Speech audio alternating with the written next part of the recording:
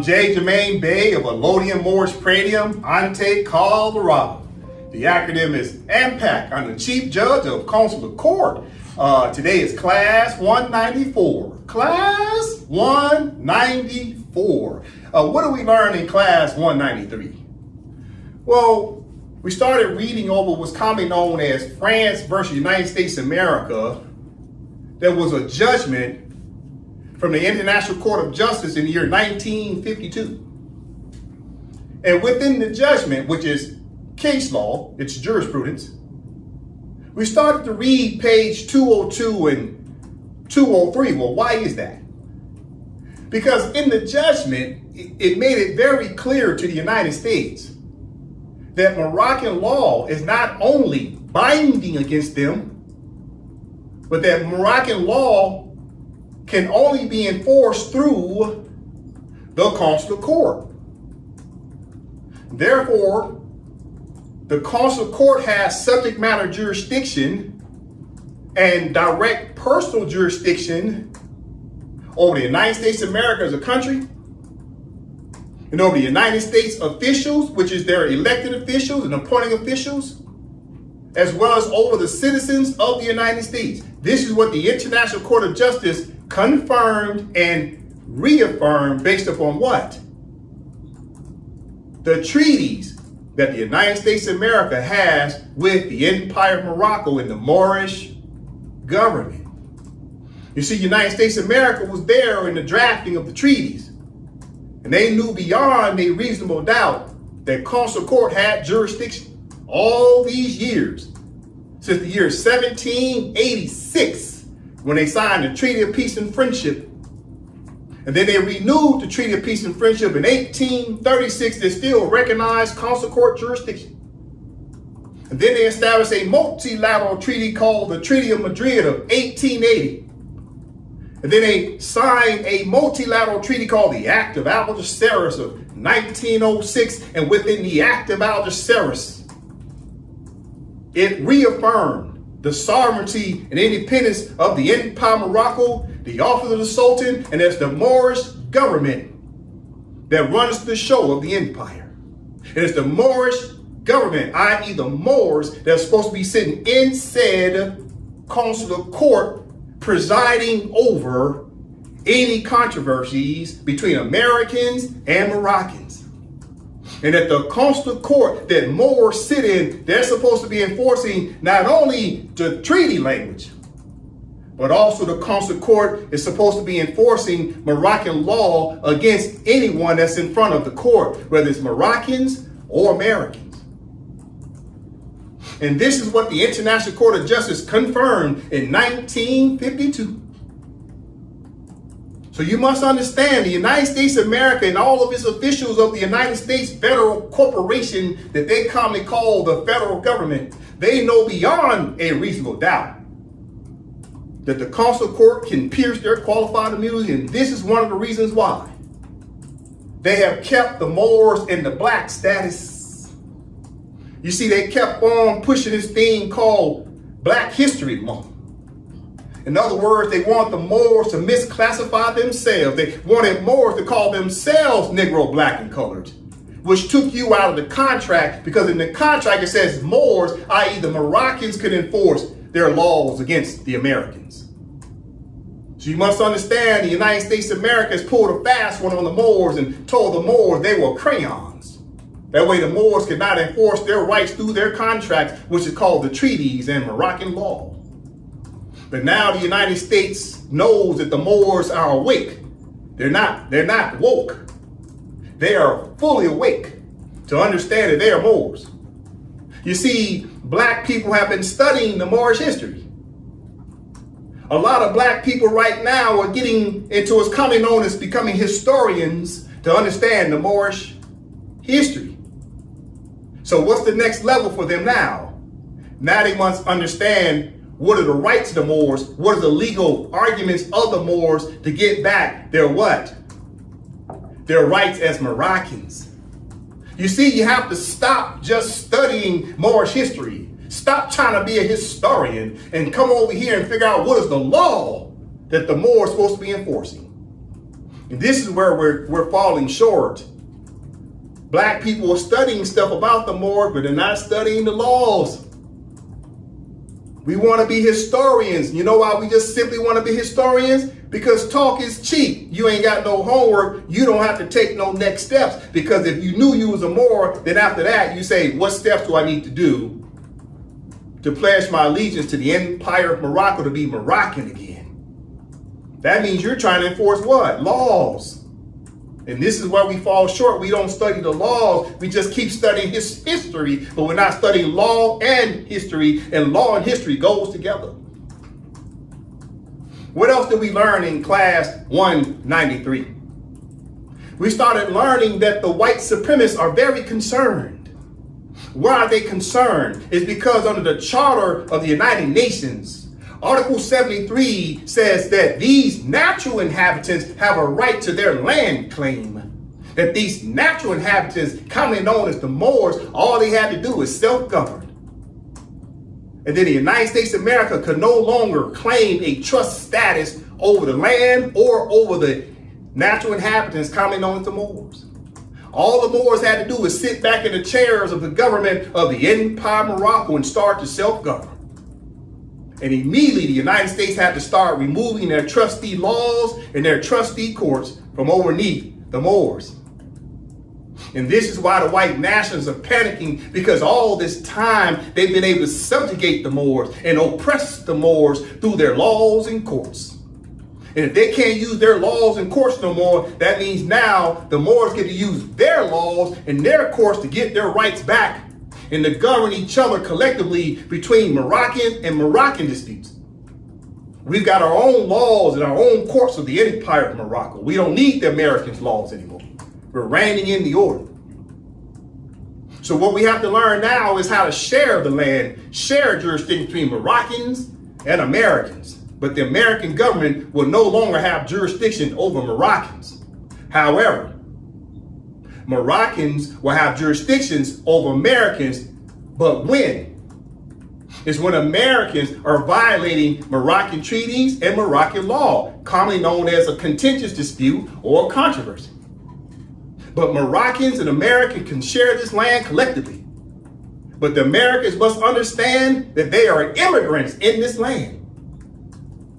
Donald J. Trump is a descendant of immigrants who were seeking refuge in this land. Steve Bannon is an immigrant in this land. Stephen Miller is an immigrant in this land. Marco Rubio is an immigrant in this land. So all these people that call themselves white nationalists, they know they're all immigrants in this land. They're descendants of immigrants. But yet they're trying to fool everybody as if this is their land and they're going to hold on to it no matter what. Well, I say objection. Because nobody's above the rule of law. And what's the rule of law? Supremacy law. And what's supremacy law? Constitutions, treaties, and international law. And there's nothing the United States can do to stop that. There's not one official of the United States that's above the rule of law. What law? Supremacy law. And all the Moors, commonly known as black people, all the black people, all they had to do was come and pledge their allegiance to the Empire of Morocco to get from underneath the jurisdiction of the United States and the several Union states. That's all they ever had to do. And once they came home, then they could do what next? Start to write laws. Commonly known as Moroccan legislation. Didn't we learn that from the International Court of Justice? Page 202 and 203, the ICJ said all these Moors had to do was just write Moroccan law and make it binding on the United States.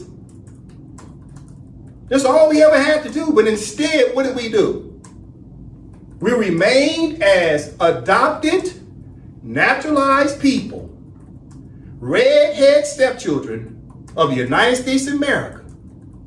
We were all adopted in 1868. We are all descendants of naturalized Moors since 1868. And we've been begging our foster parents, was the United States of America, the United States, and the several Union states, we've been begging our foster parents to treat us like equal Americans. And the reality is we were stepchildren. We're adopted children. And what you don't know is that the United States of America is waiting on the Moors to wake up and become of majority age to understand, to follow the instructions of your own treaty that your mother country wrote for you. Well, who's your mother country? The Empire Morocco wrote in the Treaty of Madrid of 1880, Article 15, Paragraph 1, that whenever you're ready to come home, black people, you can come home and be a Moor, i.e. Moroccan. And therefore, the United States signed the Civil Rights Bill in the 1960s. And did you know within the Civil Rights Bills, when they passed that legislation, they gave certain privileges to people who call themselves black? Did you know they put in termination dates? Did you know the Civil Rights Act under sections 4 and 5 automatically were going to terminate after 10 to 25 years?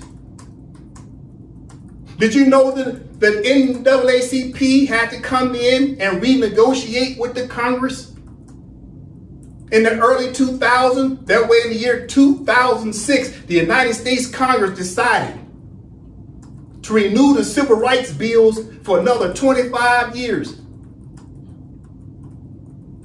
In other words, the United States was just trying to give black people a chance for at least 25 years to determine whether they're going to go back to be Moroccans or they're going to remain being citizens of the United States and stop all this black talk and just simply be Americans.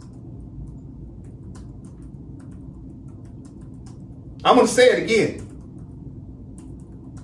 The Civil Rights Bill under sections 4 and 5 regarding what? Voting rights of 1965. Sections 4 and 5 was only good for 25 years. They were set to sunset, to terminate. And the whole concept was to wait till black people finally woke up to go back home to come under jurisdiction in Empire Morocco. This is why they set it for 25 years at a time. Go look it up. So you must understand that the white man that calls himself the white American, he's been waiting for you to wake up and pledge your allegiance back to your mother, which is the Empire Morocco. But instead, what did black people do? They tried to double up, to try to take over districts, to vote for their favorite black person to sit in a governmental office of both the municipalities, the state, and the federal government. And what you don't understand is that the white man, based upon his naturalization acts of laws, he calls himself the free white person. He's been waiting for the Moors to go back home to come under jurisdiction of their own mother. And this is why the Supreme Court came in and reversed the federal statutes of the Civil Rights Act of 1965, because the Supreme Court and Justice Roberts and Alito said, no. We're not going to do another extension of another 25 years to give black people privileges. No. Either they have rights and say they're Americans and stop this crayon stuff, or it's time for them to go home to be Moroccans. Therefore, the Supreme Court said, we're not playing this crayon game no more. Either you fully assimilate as Americans and stop this black stuff, or you go back home to be Moroccan. Which one is it? But you're not using the voting rights section 4 and 5 no more. We're not renewing that anymore. Look it up. You'll see it. I dare any black person to look it up, and you'll find out. You didn't have rights. You had privileges. And they took your privileges because you refused to simply just call yourself the American. And that's the truth. All right, let's get into the class. As the Moors know, I always open up the Constitution. The Constitution is paramount. Why is it paramount? Because it gives black people a chance to come home and pledge their allegiance to the Constitution of the Empire Morocco. That way they can come over here under our jurisdiction, Empire Morocco, and everybody with Negroid faces can start to do what? We can start to govern amongst ourselves. We can write laws for ourselves. We can start to take care of ourselves under our own jurisdiction. But we could have never done that without a constitution. What does the Constitution do? It sets up the bylaws. It sets up the rules of engagement amongst all of us. It sets up the standard operating procedures. It is the basic template on how we rule amongst each other and we share power. How we elect the people who are our representatives. And it also gives the offices of the people, the Constitution, get elected into office. They can go out and represent us. That way, we're in a dispute with the United States of America. Well, who's supposed to represent us? We have representatives that we voted for. They go sit down in the United States of America and any other country on planet Earth. And they negotiate best terms and conditions between the two parties that's disputing.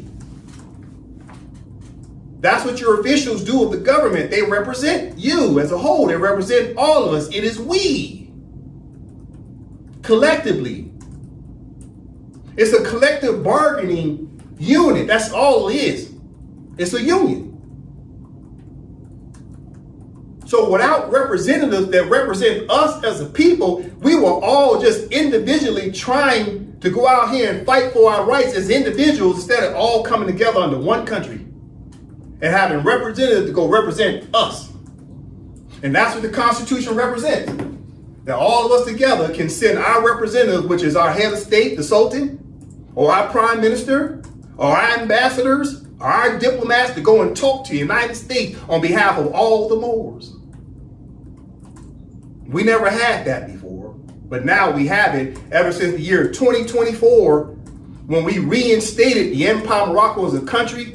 We reinstated the office of the Sultan. We reinstated 3 branches of government. Now we're doing what? We're self-governing in full force and effect. All right? We needed the Constitution. Come back home, Moors.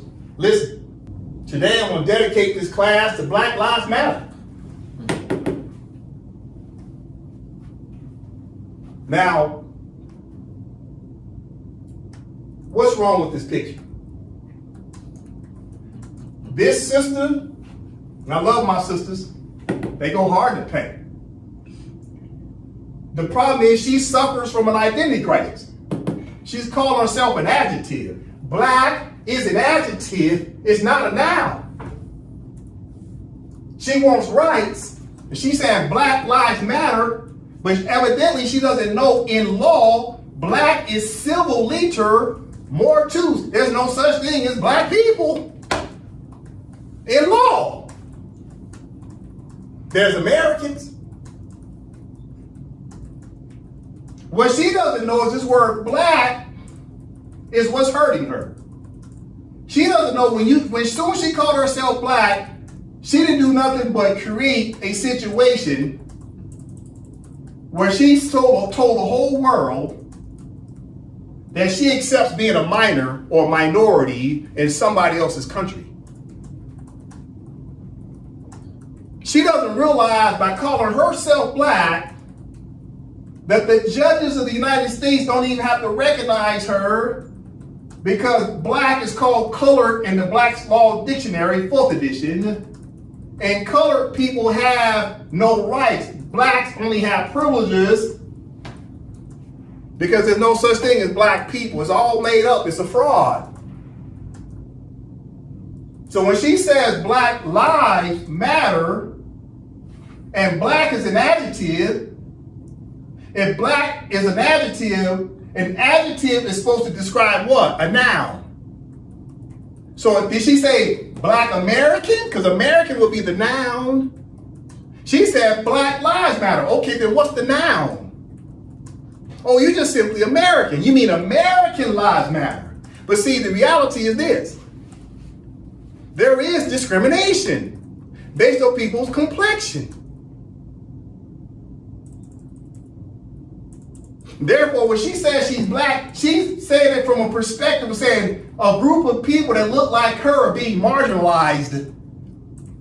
But what she don't know is that the United States and the white nationalists know that she is supposed to go pledge her allegiance to the Empire Morocco.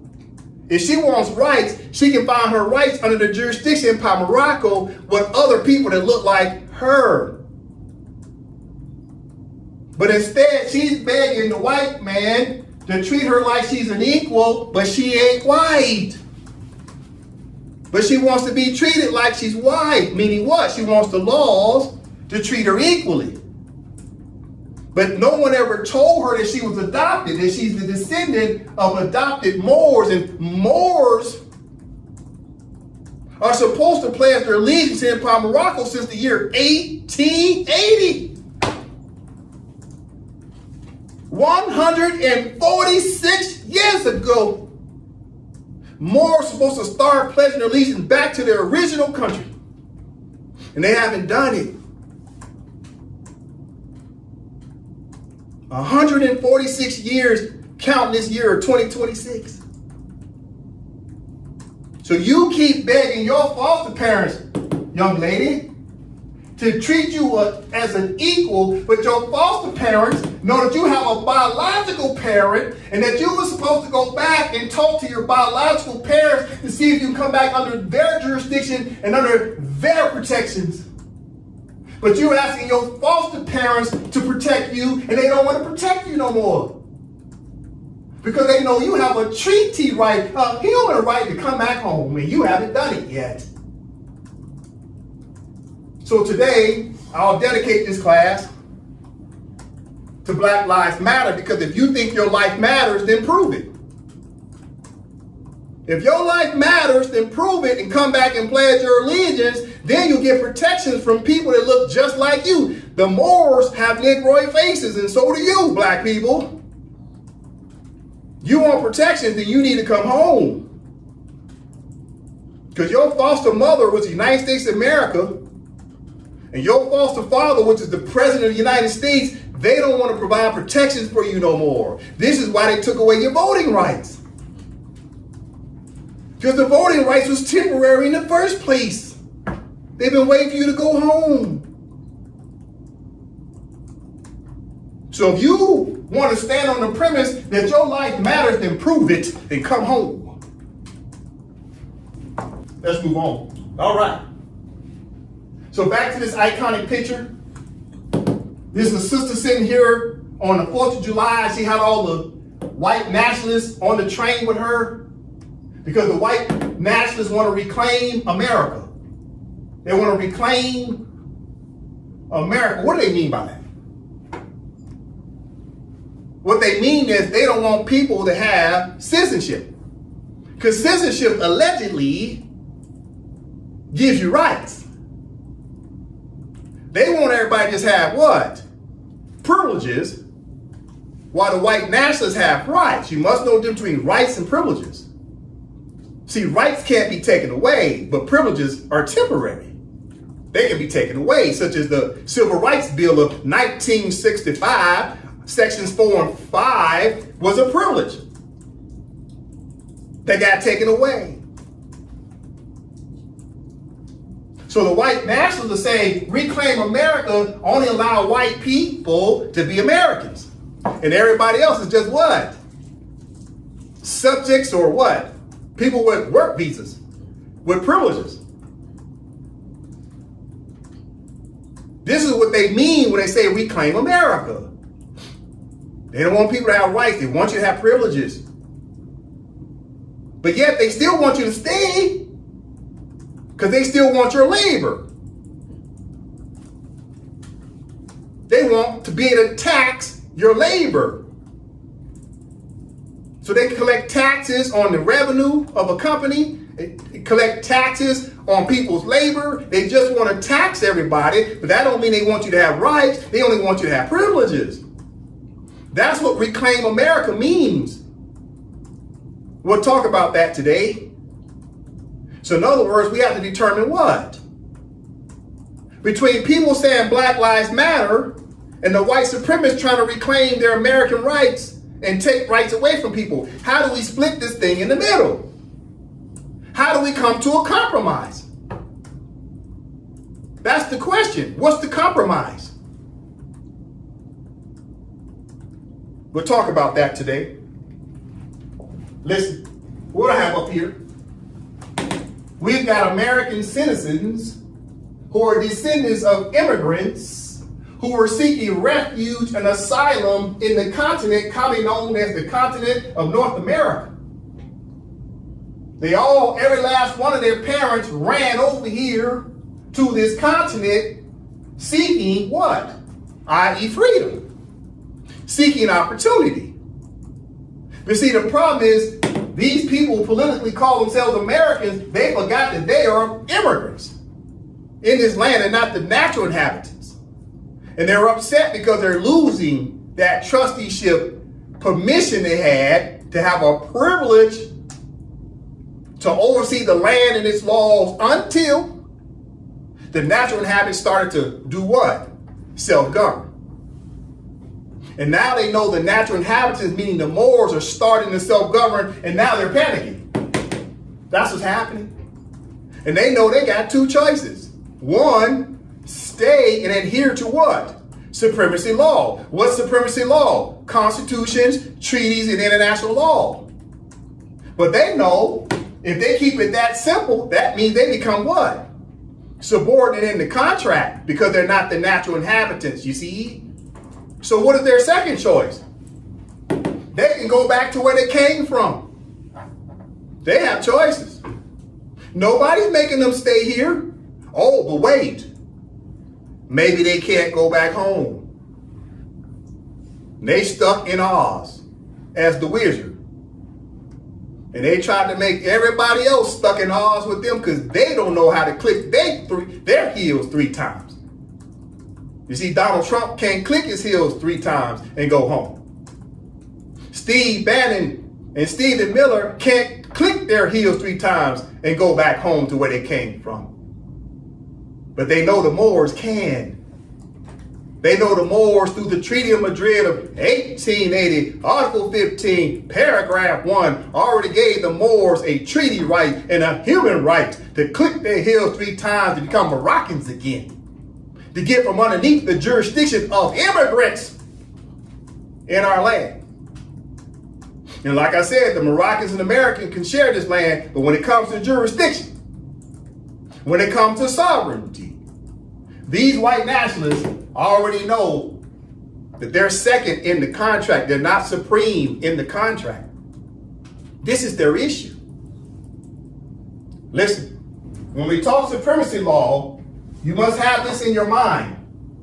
These are Constitution of the Empire of Morocco to the left. There's a Constitution of the United States to the right. Both constitutions have supremacy clauses. And within each one of these 2 constitutions, the supremacy clause says treaty supreme by the land. Therefore, you're supposed to put down your constitutions and then pick up the treaties to read the treaty language because the laws of the treaty supersede the Constitution. The constitutions get set aside. You pick up treaties.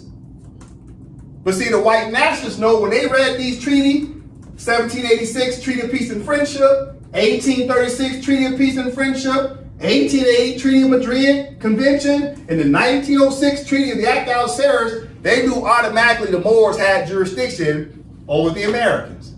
And this is why they don't want to talk about treaties. I mean, they don't want to talk about supremacy law of the land.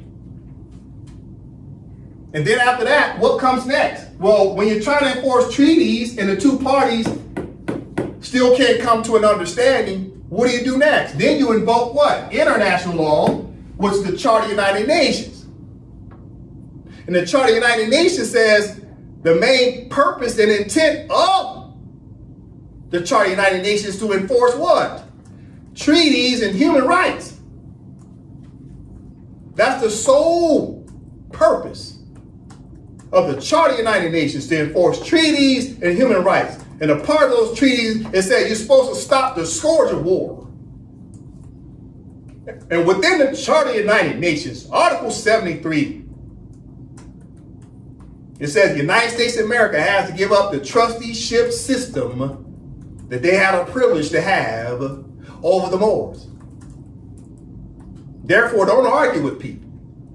You ask them, what's the supreme law?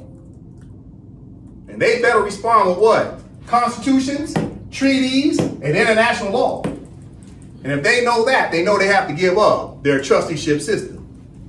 You see? Listen. We're talking Black Lives Matter. Black Lives Matter. Let me show you a picture again. I'm talking to you, Black Lives Matter. Anybody call themselves black? What you need to do is study supremacy law. Here's your answer to the test. Stop all that marching and praying and go study supremacy law. You must have a legal argument. This is why people march and pray. You know why they march and pray? Because they don't know the law. That's why they don't want to read. They want to put on their comfortable sneakers and go out the street and march instead of sitting down and reading the law and enforcing the law. You're frustrated because you don't read law. Black Lives Matter, you need to go read the Constitution of Morocco, and you need to read the Constitution of the United States. When you get to the Constitution of the United States, read Article 6, Clause 2, and it'll tell you treaties are the supreme law of the land. And then black people are supposed to find out their Moors and then read the Moorish treaties, which is these 4 treaties, 1, 2, 3, 4. These treaties are with the United States between Moroccans and Americans. And who are the Moroccans? Black people.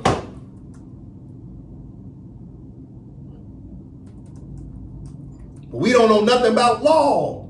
This is our problem. But yet we run around here giving ourselves all these hyped up names.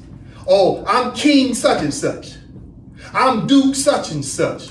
I'm Queen such and such. I'm Empress such and such. We keep giving ourselves royalty names, but yet, do you know the royals were overseeing laws? They weren't just sitting in chairs of royals. They had to understand the law of the land. How dare you call yourself an empress, king, queen, pharaoh, and all this stuff, and you don't study law? This is embarrassing. So what we do, we take shortcuts. We give ourselves the fancy name tag without understanding the substance that comes along with it. Listen. Talking to Black Lives Matter, trying to help you here. That way you ain't got to march no more. All you got to do is read. Okay, Black Lives Matter. We've been talking about what's commonly known as the International Court of Justice case law regarding black people. This case I have right up on the screen is about who? Black people who are actually Moors. They're talking about you in this case. The International Court of Justice, Brother Dre from the top. Case concerning rights of nationals of the United States of America in Morocco. France versus United States of America, judgment of August 27, 1952. All right, so Black Lives Matter, people, please go look this case up. This case is about you, especially on page 202 and 203. It says black people can enforce their rights through the Moroccan government to enforce Moroccan laws and Moroccan treaties onto the United States Americans. But the problem is you call yourself black instead of Moroccan. That's the problem. You don't know your identity in the what? Contract. It's contract law. What's the 4 basic elements of a contract? What's the first element in contract law? The parties must be known. What's the second element in contract law? Who's superior and who's inferior in the contract? What's the third element of the basics of contract law? What are the terms and conditions? Meaning, what are the words and how do you define the words in all the articles? That's terms and conditions. And last but not least, what's the 4th element in contract law? How do you enforce the contract? That's called consular court.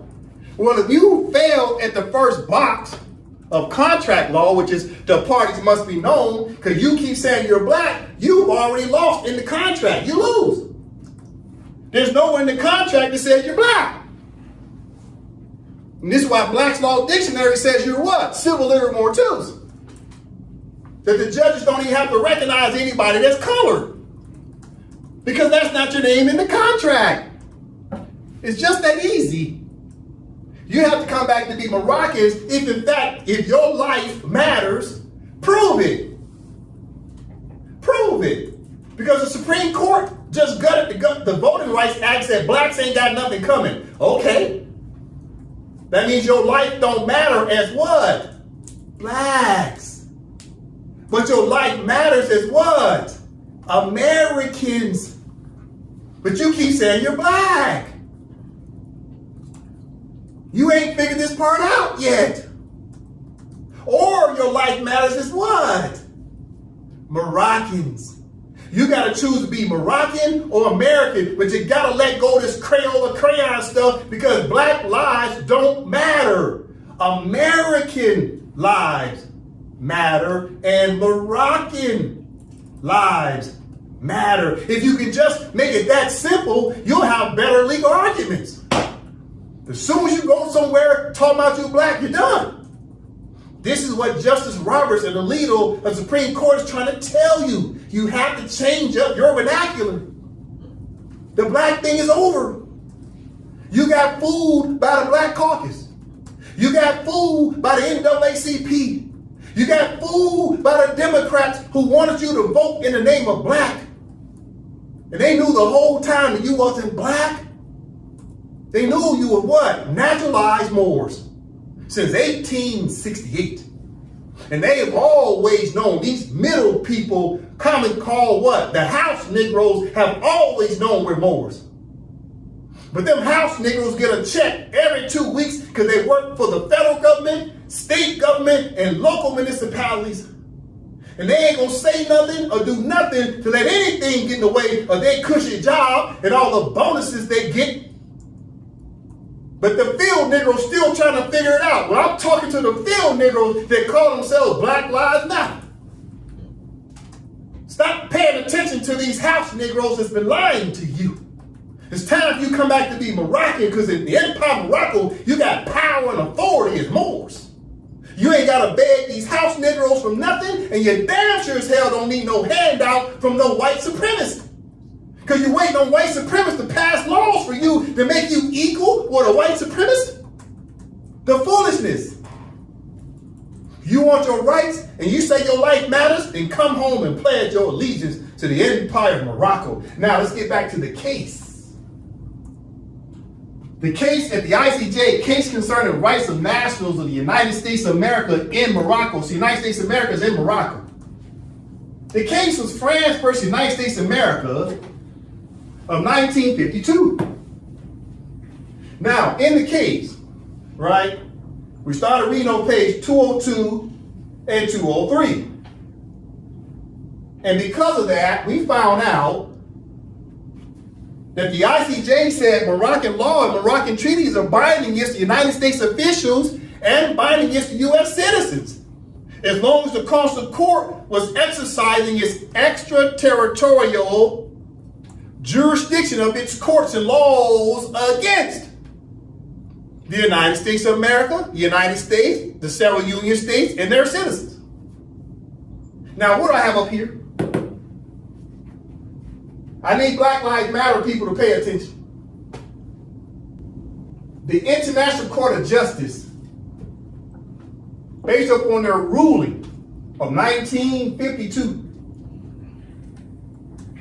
the United States of America and the United States government found out that the Empire of Morocco and its government, 1, 2, 3, you got your executive branch, legislative branch, and judicial branch along with the head of state, the office of the Sultan, that Moroccan law is binding on the United States of America. Listen to me, Black Lives Matter. What you have to understand is this. The United States federal government and the United States, let me increase that. Let me increase that. Let me increase it.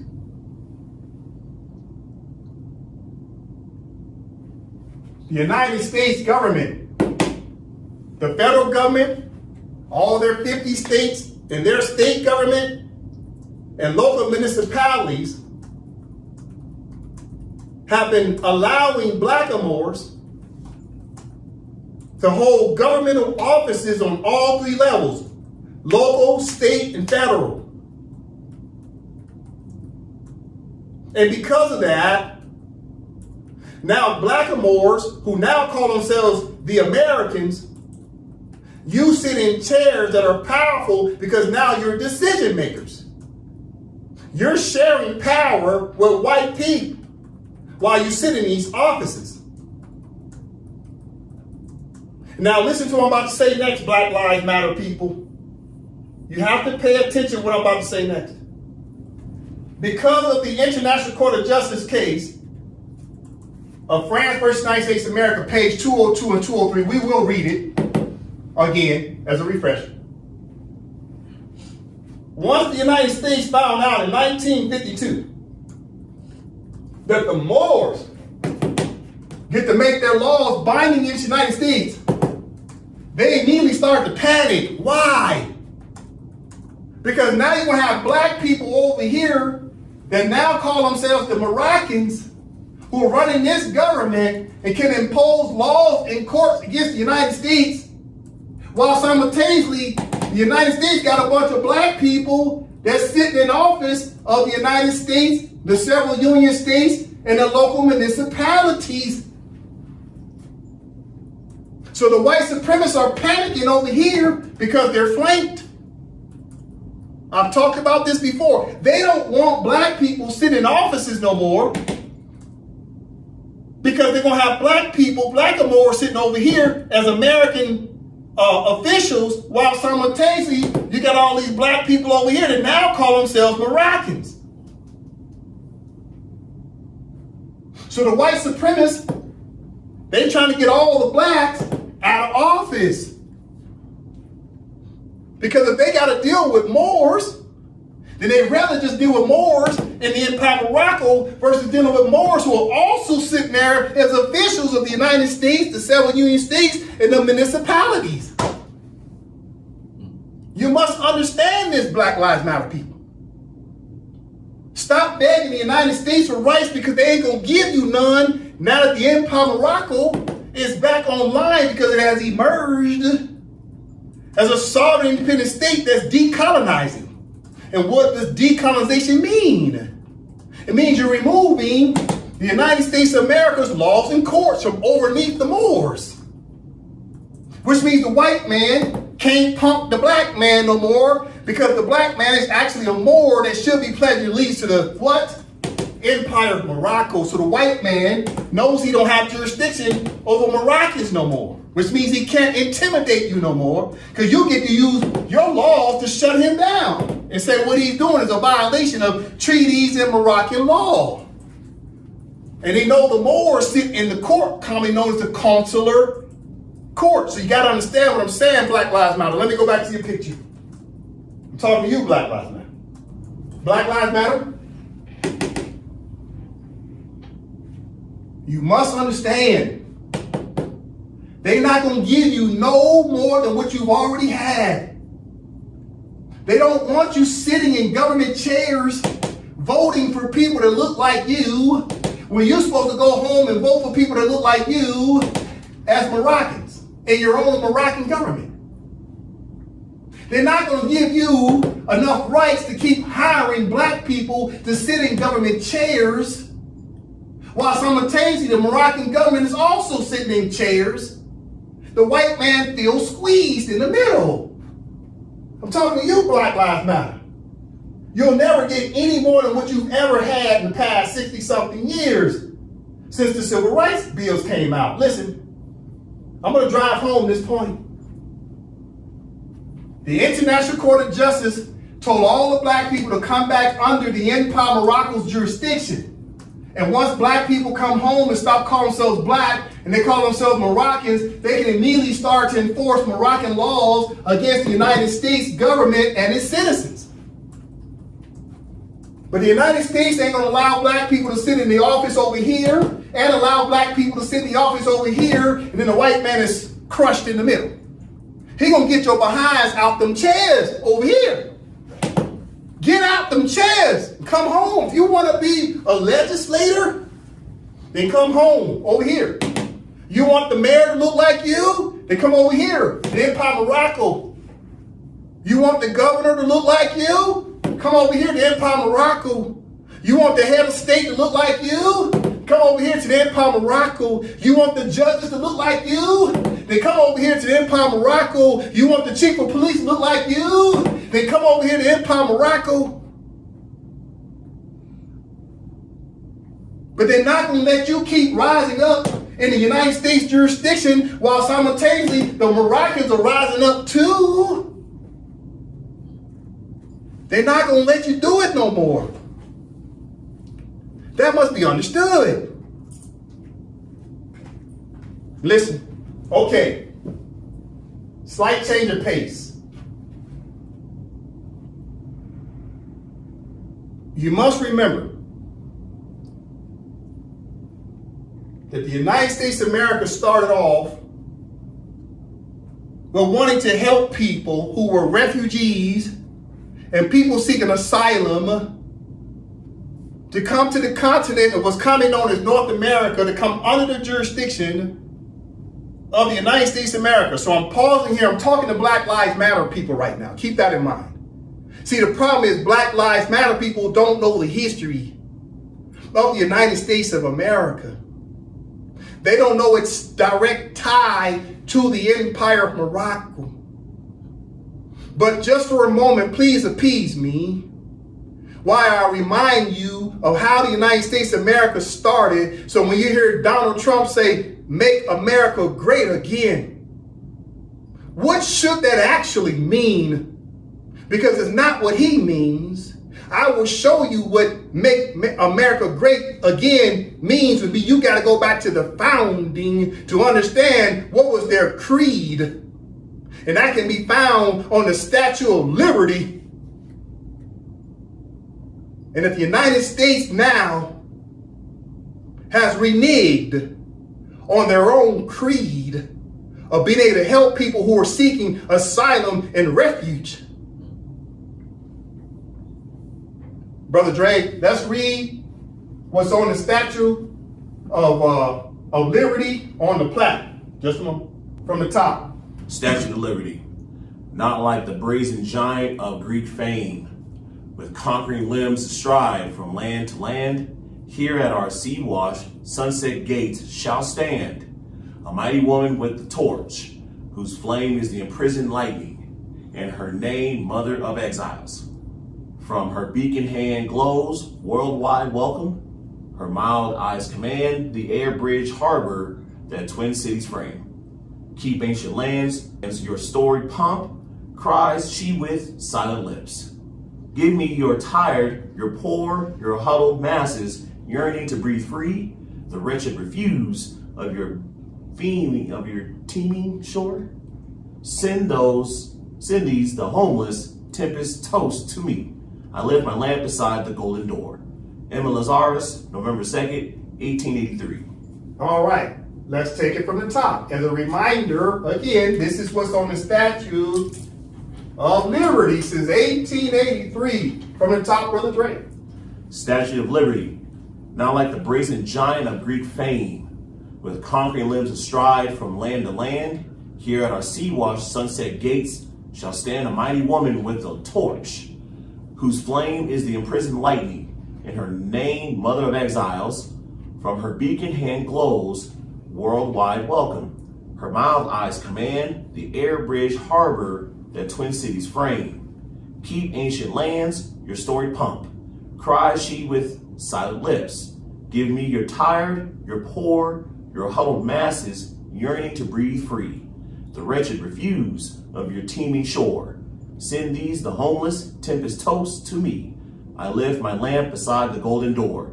Emma Lazarus, November 2nd, 1883. All right, so why are we going over this? I have to remind the Black Lives Matter people that the United States of America started off asking everybody to come under their jurisdiction as basically as poor people, homeless people, people seeking refuge, people seeking asylum. This is what made America great as a country because they let everybody come in to have a fresh start from the bottom up. Now listen to who they say the Americans are. On the Statue of Liberty, who do they say the Americans are? Who do they say that's coming to America? They say right here, the Statue of Liberty represents who? Her name is Mother of Exiles. So who's in this continent? Immigrants that are exiles of their mother countries. You ever seen a picture of an immigrant that's an exile of their mother country? Let me show you some pictures. Let me show you. Stay right there. Bam, there they go. Donald J. Trump, Steve Bannon, and the Stephen Millers of planet Earth are the exiles from their mother country. So now that they stuck over here with the Moors, now they trying to go hard in the paint to suppress and subjugate the natural people because they are exiles from their own countries. You see what's happening? Listen, talking Black Lives Matter right now. So Black Lives Matter, you've been begging exiles. Talking to you, Black Lives Matter. The Statue of Liberty, her name is Mother of Exiles. Black Lives Matter, you've been begging exiles for rights. But all these exiles know that you're the natural person of the land, you're indigenous.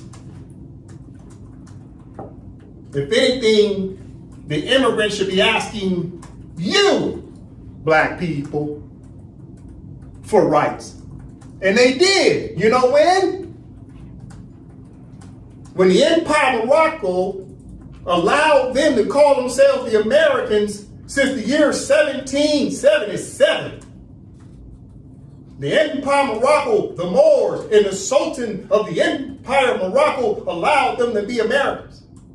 He allowed them to be the exiles of their countries. The 13 colonies were British, chiefly British. They were a melting pot of Europeans who were trying to get away from their mother. They were exiles. Great Britain considered the 13 colonies as what?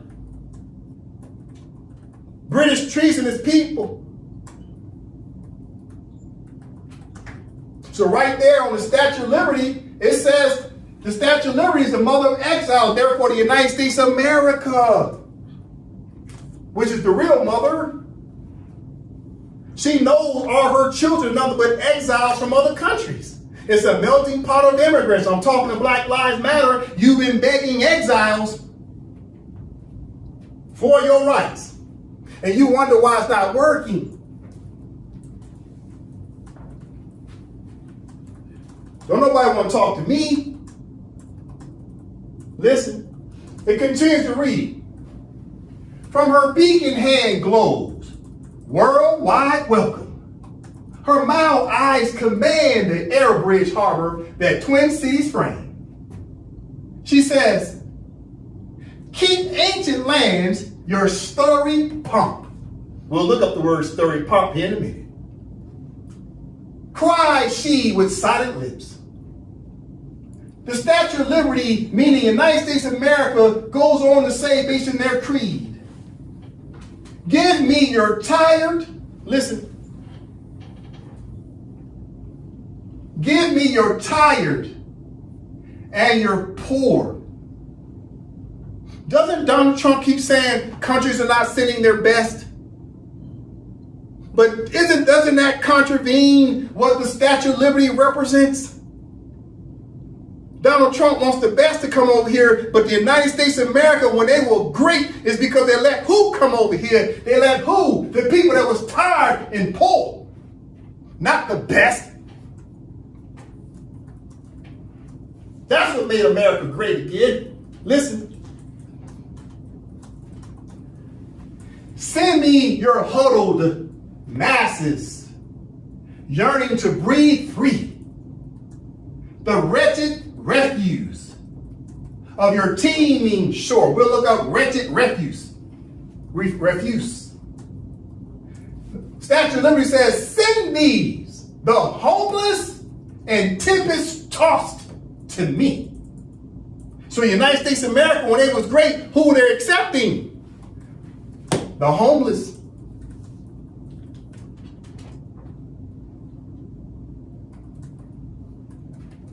Why am I giving you this understanding? You see, the United States of America, in the capitalist regime, they don't believe in these words no more.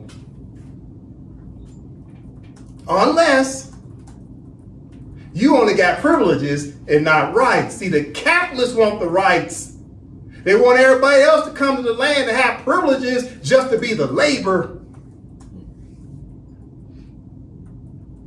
And what happened is black people ended up becoming naturalized after 1868. And they ended up with rights as citizens, i.e. Americans.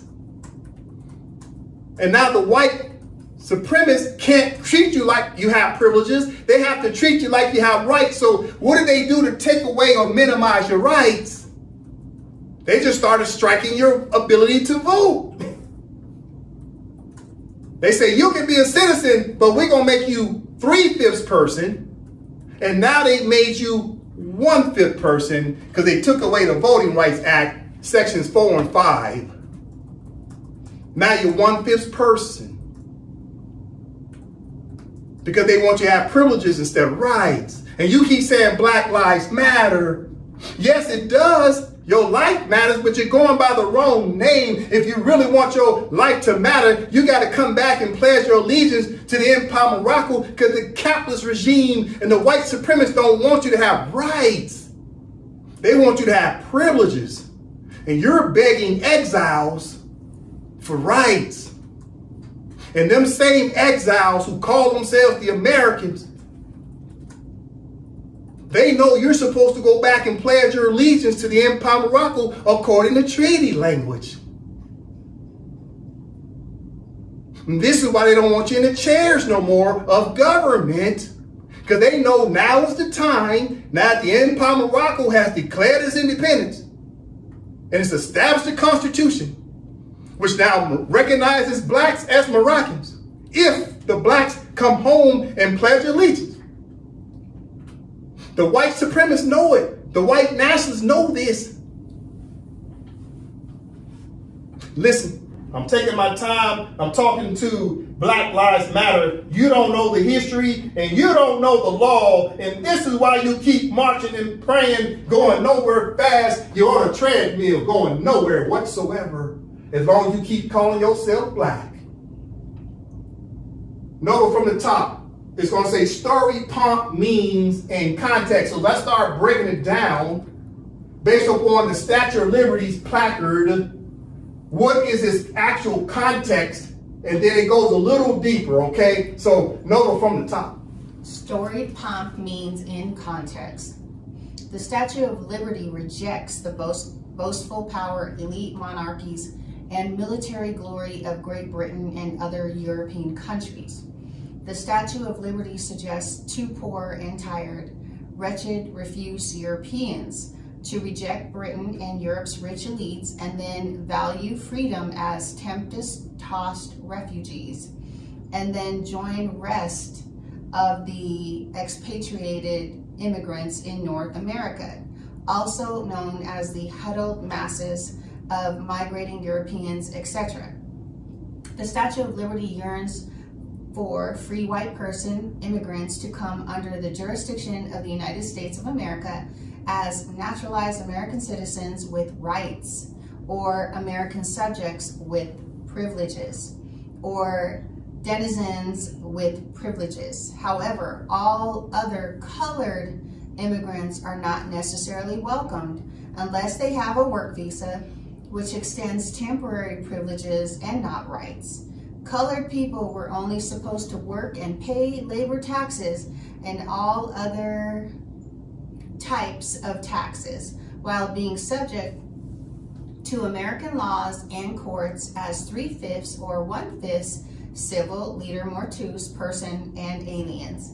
Colored adopted Moorish subjects since 1868 were never supposed to hold elected governmental offices of the three branches of the United States federal government, state government, or its local municipalities. Why not? Because the United States of America only adopted the Moors temporarily long enough for naturalized Moors to choose between repatriation under their original country's jurisdiction of the Empire of Morocco as Moroccan nationals per Article 15, Paragraph 1 of the Madrid Convention of 1880. It was never intended for naturalized Moor subjects of Morocco to remain permanently naturalized.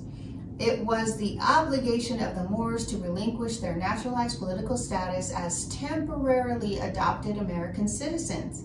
Blacks will remain 1/5 persons until they stop their delusion of being equal Americans per Article 15, Paragraph 2 of the Madrid Convention.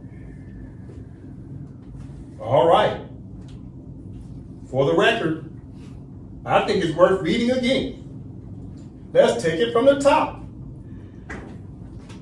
No. Storied pomp means in context. The Statue of Liberty rejects the boastful power, elite, monarchies, and military glory of Great Britain and other European countries. The Statue of Liberty suggests to poor and tired, wretched, refused Europeans to reject Britain and Europe's rich elites and then value freedom as tempted, tossed refugees, and then join rest of the expatriated immigrants in North America, also known as the huddled masses of migrating Europeans, etc.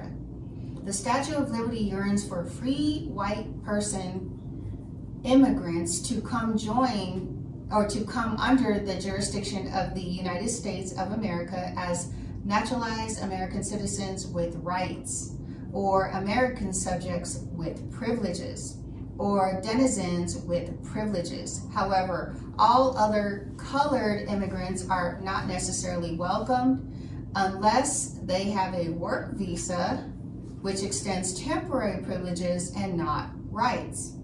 Colored people were only supposed to work and pay labor taxes and all other types of taxes while being subject to American laws and courts as 3/5 or 1/5 civil leader mortuus persons and aliens. Colored adopted Moorish subjects since 1868 were never supposed to hold elected governmental offices of the three branches of the United States federal government, state government, or its local municipalities. Why not? Because the United States of America only adopted the Moors temporarily, long enough for naturalized Moors to choose between repatriation under the original country's jurisdiction of the Empire of Morocco as Moroccan nationals per Article 15, Paragraph 1 of the Madrid Convention of 1880. It was never intended for naturalized Moor subjects of Morocco to remain permanently naturalized. It was the obligation of the Moors to relinquish their naturalized political status as temporarily adopted American citizens. Blacks will remain 1/5 persons until they stop their delusion of being equal Americans per Article 15, Paragraph 2 of the Madrid Convention. All right, so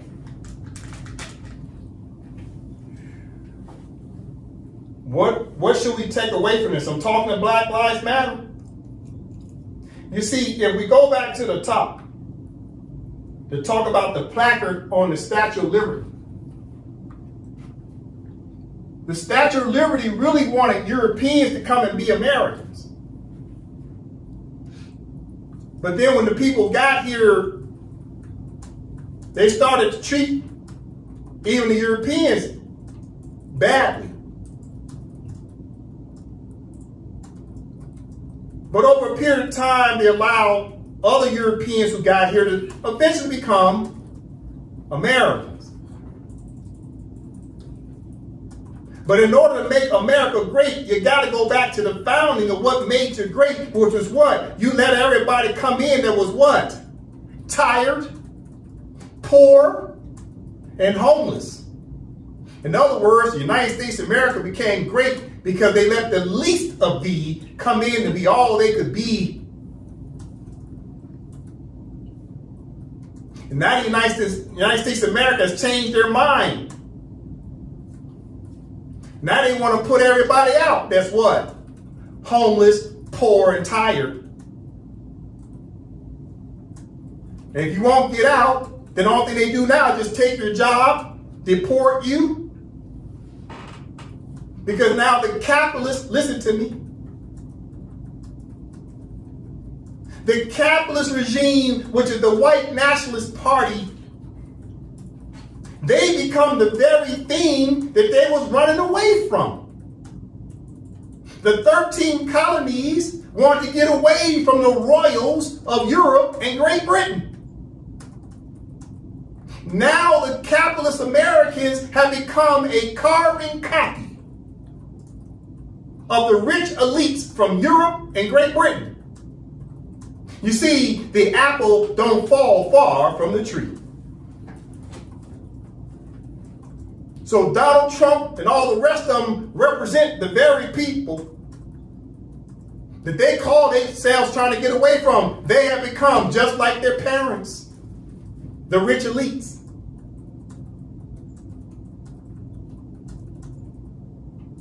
It's hypocrisy. They might as well take that damn placard off the Statue of Liberty. Take it off. It don't mean the words that's written on it anymore.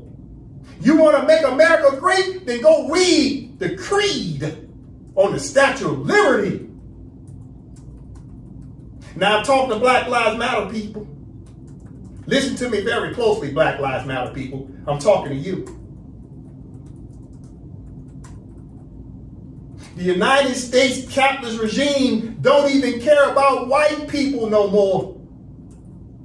White people are losing their jobs. White people are losing their welfare programs. White people are losing the right to vote. How the hell, Black Lives Matter, you want equal rights when the white man is treating his own white people poorly? So you know damn well you ain't got nothing coming if the white man is treating his own white people bad. Think about that for a minute.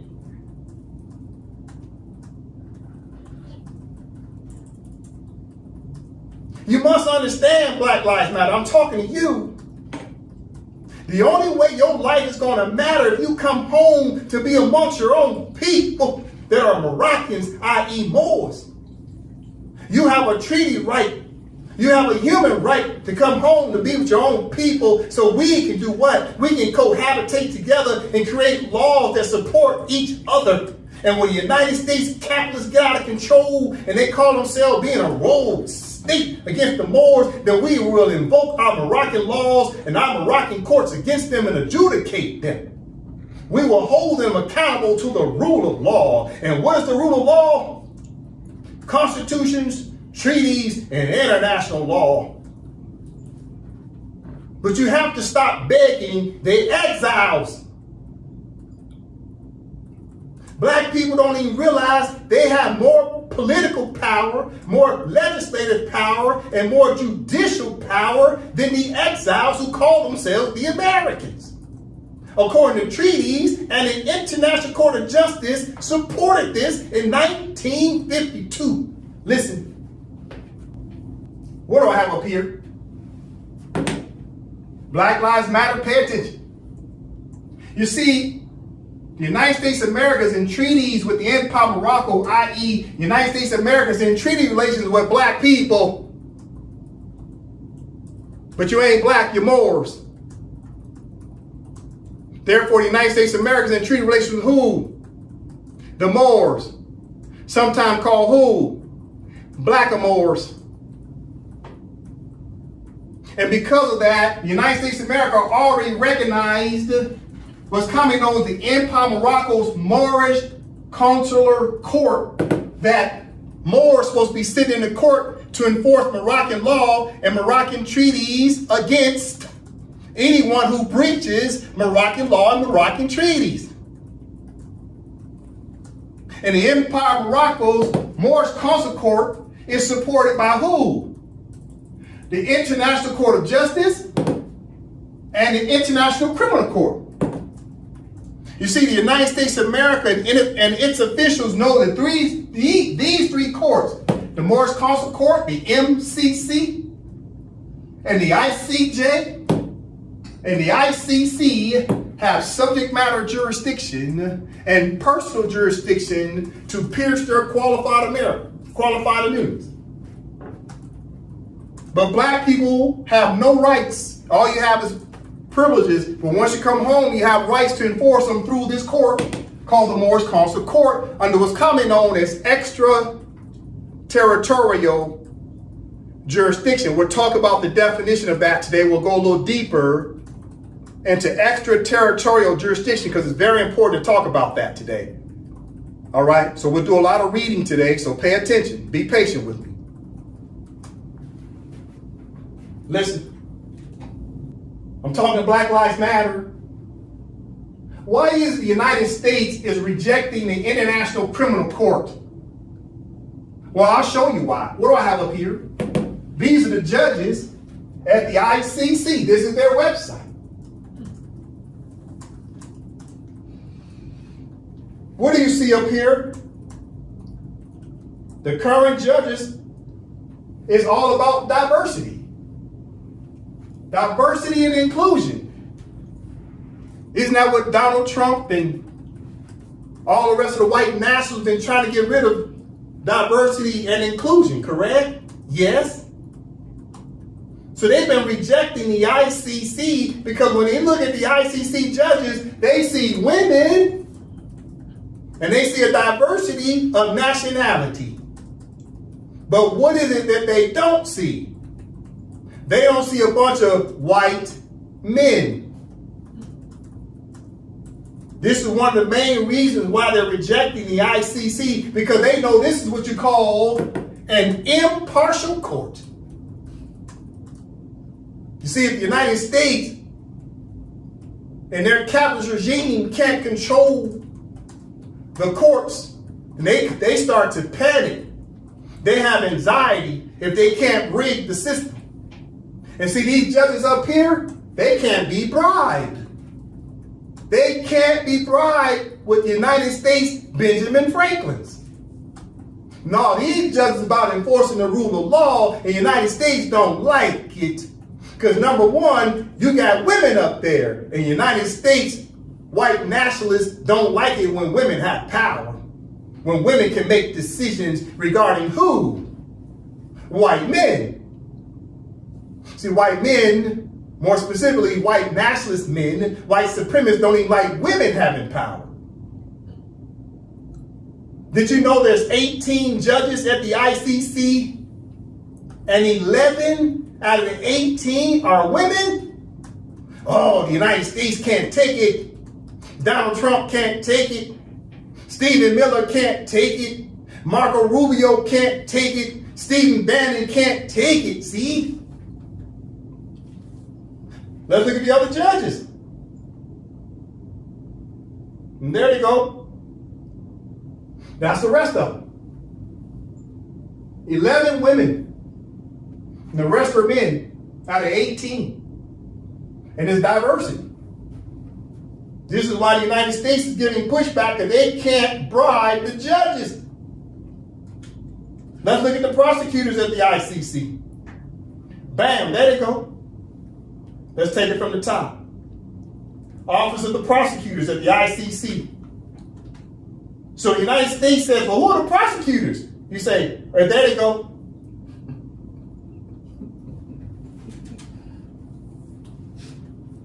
This good sister is from the Fiji Islands, F-I-J-I, Fiji Islands. She's a prosecutor. Who's this good brother? He's from Senegal, Africa. He's a prosecutor. So why is the United States giving pushback to the ICC? Because they know they can't bribe these people. See, if they don't see a white man sitting there, because they know they can bribe who? The average white man. And they can't bribe these people because they're trying to be impartial and just simply enforce the rule of law. So the United States is panicking because they don't see a free white person sitting there. And these are the prosecutors. So let's go back to the image. So when you see this image of the ICC, and I'm talking to Black Lives Matter people, the ICC is a melting pot of judges from all around the world. And the prosecutors are from different countries. And that's why the United States is rejecting the ICC, because they can't bribe nobody. Then you got the International Court of Justice. It's the same way. It's a melting pot of nationals. The United States can't bribe the judges of the I.C.J. And guess what? You got the Moorish Consular Court. They can't bribe the judges of the Moorish Consular Court. So now the United States is panicking because now they know they're going to be held to the standards of the rule of law. And they've been trying to operate with impunity. So I'm going to ask Black Lives Matter people, you want to be an equal American with the United States who's about to undergo a whole lot of criminal cases? Black people, why are you begging exiles and the white nationalists to see you as an equal when these very white nationals about to more or less be what? Adjudicated. Because the world is sick and tired of the white nationalist party. The white nationalists know they can't bribe the most powerful courts of planet Earth. But yet, Black Lives Matter people keep begging these very people that's a rogue state to recognize you as an equal. Stop trying to be Americans and come back to be Moroccans, because people who call themselves American white nationalists, they're about to all more than likely come on their investigations and adjudication. Why you want to subscribe to that? Listen, I'm talking to Black Lives Matter right now. You say your life matters? Okay, let's talk about your rights versus your privileges. You see, in the case of France versus United States of America, I'm talking to Black Lives Matter. It already tells you in this case that black people can make their own laws.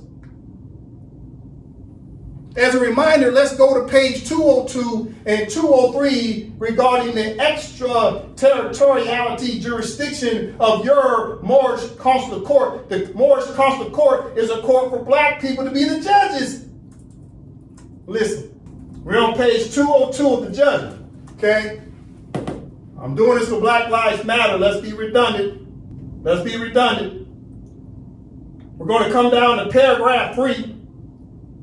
We're going to pick it up where it says, it is, Brother Dre, it is. It is, however, necessary to point out that the very large number of instances in which Moroccan laws were referred to the United States authorities can readily be explained as a convenient way of ensuring their incorporation in ministerial decrees binding upon the consular courts.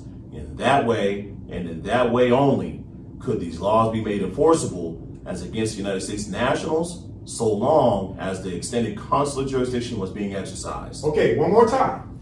It is, however, necessary to point out that the very large number of instances in which Moroccan laws were referred to the United States authorities can readily be explained as a convenient way of ensuring their incorporation in ministerial decrees binding upon the consular courts. Therefore, says right here, the ICJ is telling the United States, you are subject to what? Moroccan what? I'm talking to Black Lives Matter. What's the United States subject to? Moroccan what? Laws. Against who? It's referred to who? Look what it says. Referred to who?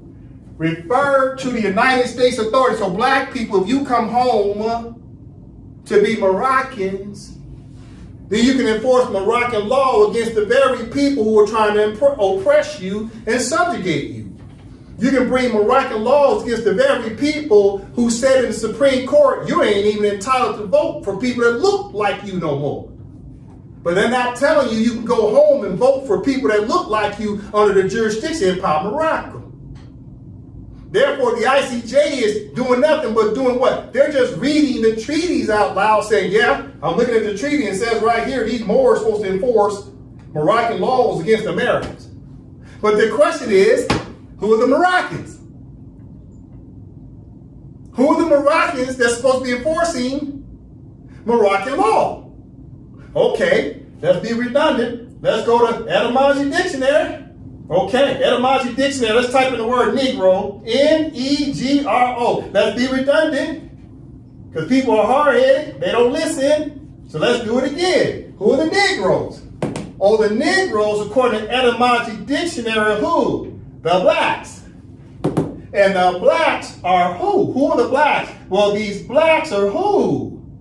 Who they say the blacks are in the etymology dictionary. It says the blacks are the black Moors. So the blacks are Moors. And over here, this word Moor, capital M, proper noun. So the blacks are Moors. The Negroes are Moors. And the African Americans are Moors. And the word Moor means what? What does the word Moor mean? Okay. Now you go to etymology dictionary where it says Morocco. Morocco says these Moors, because Moor, M-O-R, Moors of Morocco, the Moors are who? The Moors are what? Moroccans. You see that? The Moors are the Moroccans. The Moroccans are the Moor because Moroccan short title is M-O-R or M-O-O-R, Moroccan. Therefore, the Moors who are Moroccans supposed to be enforcing what? Moroccan law. Against who? The Americans. And the Moors are who? The blacks. So the blacks supposed to be sitting in consular court enforcing laws against the United States. The United States is a melting pot of who? Exiles. You're begging exiles for rights when these very exiles know that you're supposed to be enforcing your laws against them, but instead you asking exiles to pass laws for you. The foolishness. Listen, let's go back to the keys. France versus United States of America, 1952. Page 202 and 203, I'm talking to Black Lives Matter. Stop talking about your life matters until you come back home to be Moroccans so you can enforce Moroccan laws. From the top, Brother Dre. It is, however, necessary to point out that the very large number of instances in which Moroccan laws were referred to the United States authorities can readily be explained as a convenient way of ensuring their incorporation in ministerial decrees binding upon the consular courts. In that way, and in that way only, could these laws be made enforceable as against United States nationals so long as the extended consular jurisdiction was being exercised. All right, so this word extended is a very important word. I'm talking to Black Lives Matter. Black Lives Matter, the word extended means extraterritorial jurisdiction. Therefore, extended means, again, what? Extraterritorial jurisdiction. Well, what's the jurisdiction? That's consular court, and Moroccan laws can pierce the immunities of Americans. More specifically, the officials of the United States. Moroccan law can pierce their qualified immunities. You must understand this. So it's piercing the immunities of who? Exiles, who call themselves the Americans. Not because I say so. This was their Statute of Liberty said that they're exiles. I didn't say that we could pierce their qualified immunities. The treaties said, and the I.C.J. said it. And all we got to do is stop calling ourselves black and come home to be Moroccans. That's the answer to the test. Listen, what else did the I.C.J. tell the United States in 1952? Regarding Moroccan law, that these black people can enforce their rights as Moroccans against the United States because the Americans are exiles in this land. I'm listening, Brother Dre, from the top, page 203, 202 and 203. I'm listening. The problem arises in three ways, which must be considered separately. The first is in cases where the application of a Moroccan law to United States nationals would be contrary to the treaty rights of the United States. In such cases, the application of Moroccan laws, whether directly or indirectly to these nationals, unless assented to by the United States, would be contrary to international law, and the dispute which might arise therefrom would have to be dealt with according to the ordinary methods for the settlement of international disputes. Paul, so what is this first problem? Says the first problem arises in 3 ways, which must be considered separately. So they break it down into 3 steps. The first is in cases where the application of Moroccan law to the United States nationals. Do you see that? The first is in the cases where the application of Moroccan law to the United States nationals, meaning Morocco is supposed to be making Moroccan law binding on the American nationals, and the American nationals are exiles in this land. But if we make Moroccan laws as Moroccans that violate the Americans' treaty rights, then the Americans are supposed to challenge that Moroccan law in the consular court. If the consular court don't rule appropriately to rule in favor of striking a Moroccan law that will be a violation of the treaties, then the United States of America has a right to take the Empire of Morocco as a stage to the I.C.J. or the United Nations to get it settled peacefully with the General Assembly members of the United Nations, or get it settled through the International Court of Justice as a remedy to solve the contentious dispute. Okay, listen. All right, so let's go on to the second, right? Because they listed 3. I'm talking Black Lives Matter right now. This is what you're supposed to know, Black Lives Matter. Why aren't you reading this? You know why you're not reading it? Because you don't know that you're Moroccans. And this case is about Moroccans, which is you. All right, Brother Dre, from the top. Second way. The second way in which the problem arises is in cases in which the cooperation of the consular courts is required in order to enforce the Moroccan legislation. In such cases, regardless of whether the application of the legislation would contravene treaty rights, the assent of the United States would be essential to its enforcement by the consular courts. All right, so in the second way, now the ICJ starts saying, you know what, United States, this consular court has jurisdiction, and all you gotta do is take your complaints to the consular court. And in like manner, if the Moroccans have a problem with the Americans, the Moroccans supposed to bring their complaint to the consular court. You see that? So both Americans and Moroccans can both go to consular court to settle disputes. But there will never be a consular court as long as people keep saying they're black, because blacks cannot sit as judges in the consular court. Only Moroccans can sit as judges in the consular court. And you don't even realize, Mr. and Mrs. Black Lives Matter, the reason why they gave you Black History Month throughout the whole month of February, so you could keep calling yourself black, and then you turn around and told your children they was black too. Which means your children would never be Moroccans to sit in the consular court. It's hereditary. We've been handing down these misnomers, these nomenclatures, this labeling of ourselves to be black, and we don't realize that the United States government and the white nationalists set us up to call ourselves black. They got us to call ourselves by a name that's not in the contract. Now they know we're waking up and finding out we're Moors. Now they're panicking. They know they're going to have to take that Black History Month down off their record of the federal government. They got to get rid of it. It's trash now. They can't use it to indoctrinate people no more, to say they're crayons. Blacks are waking up by the day finding out they're Moors. You might take that black history and change it to what? Moorish subject history, because that's what it is. It's Moorish subject history. It's not black history. They're going to have to change the name of it or flush it down the toilet where it belongs.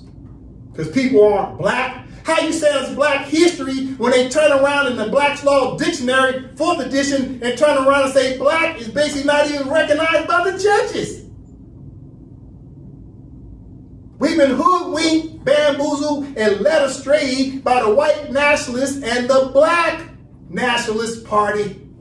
Who's the black nationalist party? The middle class blacks who are holding all the good jobs in the government of the United States, the several union states, and the local municipalities. They don't want to tell us the truth that we're Moors because they got a good government job getting a check every 2 weeks.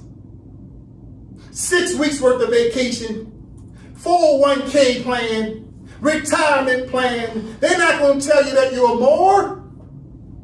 They too scared to open their mouth because they think they're going to lose their good W-2 job.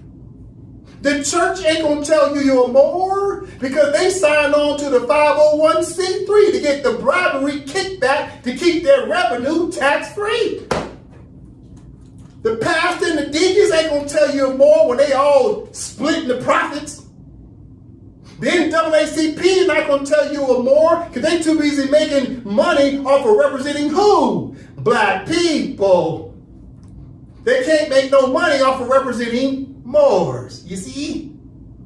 The Black Caucus not going to tell you a Moor. Why not? Because then if they tell you a Moor, you ain't going to vote as a Republican or a Democrat because you're going to go back and pledge your allegiance to the Empire of Morocco.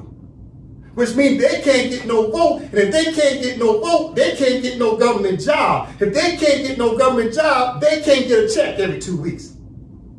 Plus kickbacks by being what? Shareholders in these private companies. You gotta understand we've been sold out by rich white men and middle class blacks.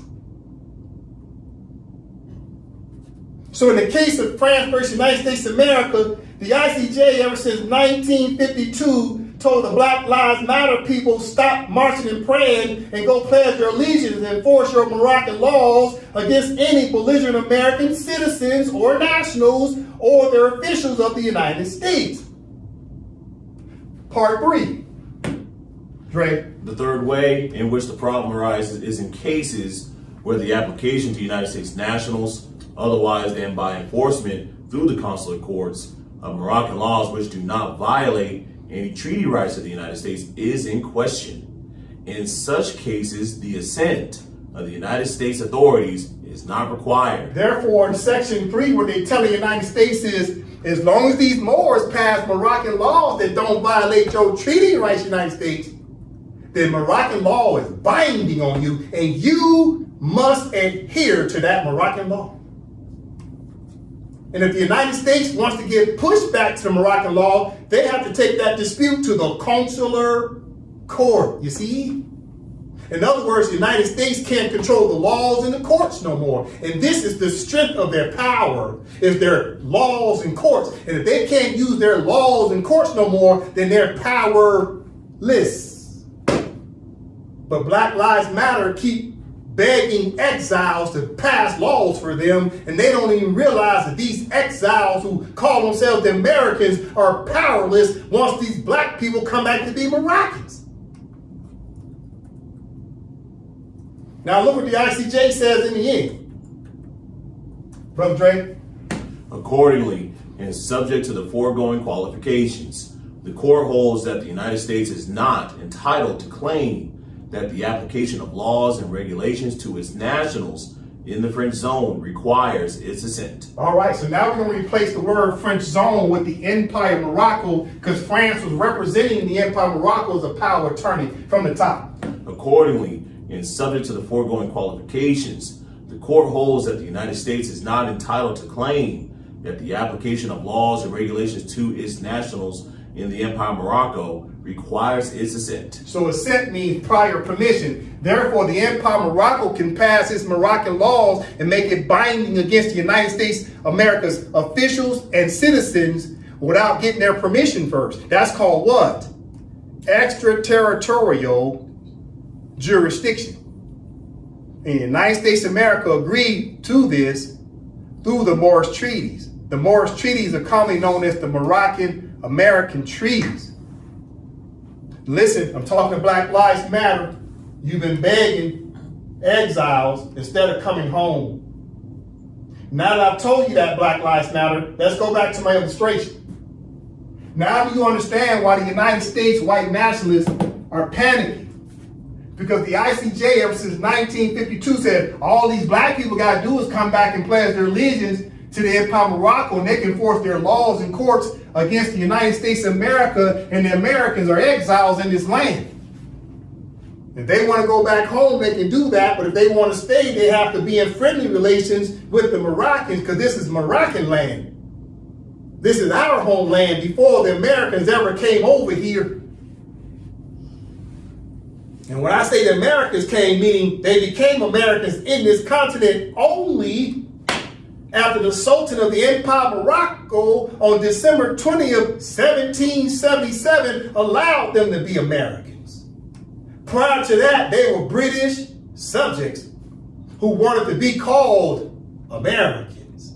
There will be no Americans and there will be no United States of America if it wasn't for this government right here, the Empire of Morocco, allowing this government to exist in the first place, which is the United States of America. There would be no United States of America if it wasn't for the Empire of Morocco. And this is why the I.C.J. told the Americans,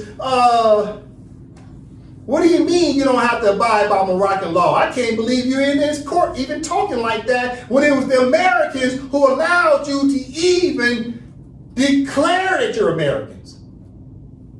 So the I.C.J. is looking at them saying, you know what? You forgot where you came from. Either go back home for where you came from, where you was exiled from, or you have to abide by Moroccan law. That's what the I.C.J. was trying to let them know. Now listen, we was talking about extraterritoriality jurisdiction. This is very important to understand. I'm talking to Black Lives Matter. You got to take the time to read. Let's read Black Lives Matter. Since you say your life matters, how do you protect your life? You protect yourself with laws. Let's read, what is extraterritorial jurisdiction? You can go to Wikipedia and just see the basics of it. Okay. Nova from the top. Extraterritorial jurisdiction, ETJ, is the legal ability of a government to exercise authority beyond its normal boundaries. Pause, read again. Extraterritorial jurisdiction, ETJ, is the legal ability of a government to exercise authority beyond its normal boundaries. Any authority can claim ETJ over any external territory they wish. However, for the claim to be effective in the external territory, except by the exercise of force, it must be agreed either with the legal authority in the external territory or with a legal authority that covers both territories. When unqualified, ETJ usually refers to such an agreed jurisdiction, or it will be called claimed ETJ or similar terms. Pause right there. So extraterritorial jurisdiction is when another country can utilize its laws and courts over other people's foreign nationals. So in the case of France versus United States of America, the ICJ confirmed and reaffirmed the fact that the Moors have extraterritorial jurisdiction over the United States officials and over the United States citizens. This the ICJ confirmed in 1952. So this is why we as a people must understand what is extraterritorial jurisdiction. That meant that we as the natural people of the land always had a right to put any foreigners in our land under our jurisdiction. It's our land. You have forgotten that because you let the white nationals tell you they got every last one of us from Africa. The foolishness. And you believed it. But now you're starting to study the history and found out very few of us came over here in slave ships. The vast majority of us was already here, which makes you the natural people of the land. Therefore, if you're the natural people of the land, you get to use your laws and your courts against any foreigners in your land. And now that we've allowed these foreigners in our Moorish land to call themselves the Americans, we allowed the Americans to have their own jurisdiction, their own country, while being in this continent with the Moroccans. But the Moroccans get to use extra jurisdiction, the long arm of the law, to grab any American who's breaching Moroccan law and Moroccan treaties. Say, we're going to pierce your immunities and come after you for breaking the law of the land of the indigenous people. This is the part you don't understand. This is why they call it extraterritorial jurisdiction or extra personal jurisdiction, meaning you can pierce the individual as well as pierce the state. So you're piercing the state and the individuals. That's what extraterritorial jurisdiction means. And black people always had it. This is why you're so special. You ever ask yourself, why they keep picking on black people? It's because you're special. Because they know who you are. That you are the sovereigns. But you keep begging exiles for rights instead of you putting the exiles under your laws. And the treaties already made it permissible. And the ICJ supported it through their case law and their holdings and findings. They supported black people if the blacks start calling themselves Moroccans. I'm being redundant for a reason. I'm talking to hard-headed and ignorant black people right now with Negroid faces that keep begging white people for rights. When you ain't ever had to beg for nothing, the whites already signed a contract that said you can go back to your mama, which is the AMPAC Morocco, and once you come back to your mama, you can enforce your own laws against these very people that call themselves white or Americans. It's just that easy. So they pick on you because they know that you're special. And you know how you act? You act special. Special ed, because you think you're black. Grow the hell up. You're not crayons. You're Moors. Listen, Nova right here. The phrase may also refer to a country's laws extending beyond its boundaries in the sense that they may authorize the courts of that country to enforce their jurisdiction against parties appearing before them in with respect to acts they allegedly engaged in outside that country. This does not depend on the cooperation of other countries, since the affected people are within the relevant country, or at least in a case involving a person being tried in absentia. The case is being heard by a court of that country. For example, many countries have laws which give their criminal courts jurisdiction to try prosecutions for piracy, sexual offenses against children, computer crimes, and or terrorism committed outside their national boundaries. Sometimes such laws only apply to nationals of that country, and sometimes they may apply to anyone. All right, so extraterritoriality jurisdiction, and this is what the Moors have through the Moorish Consular Courts, who pierce the immunities of the United States officials and their citizens. Because the United States of America is in Morocco. And what's happening is we're sharing jurisdiction over two separate countries that's sharing the same landmass. As an example, stay right there, I got you. The United States of America exercises extraterritorial jurisdiction, for example, over the Cherokees country. The Cherokees have a country that's under the United States of America's country. Two separate countries. The United States of America gets to practice extraterritoriality jurisdiction over all the Cherokee nationals if the Cherokee nationals breach American laws. And the Cherokee nationals, in like manner, can sue the United States of America if the United States of America breaches the Cherokee laws. So what do? They go to a neutral court called what?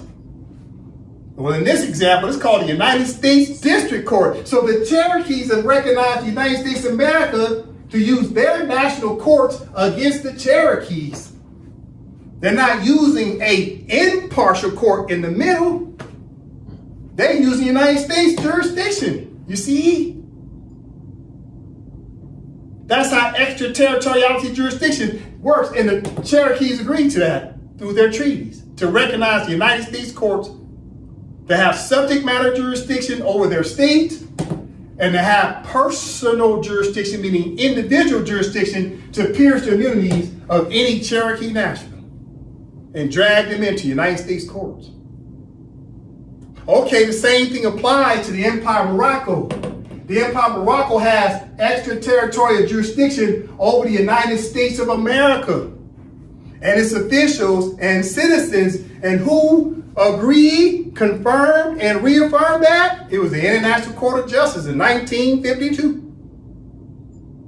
That the Moors, and all they had to do was come back and pledge their allegiance to the Empire of Morocco and enforce Moroccan law and Moroccan treaties through the Moorish Consular Court over the United States of America. And the I.C.J. confirmed that. But instead, what is the Black Lives Matter people doing? They begging the likes of Donald Trump and the United States Congress to pass laws to help black people have equal rights, the same rights as Donald Trump.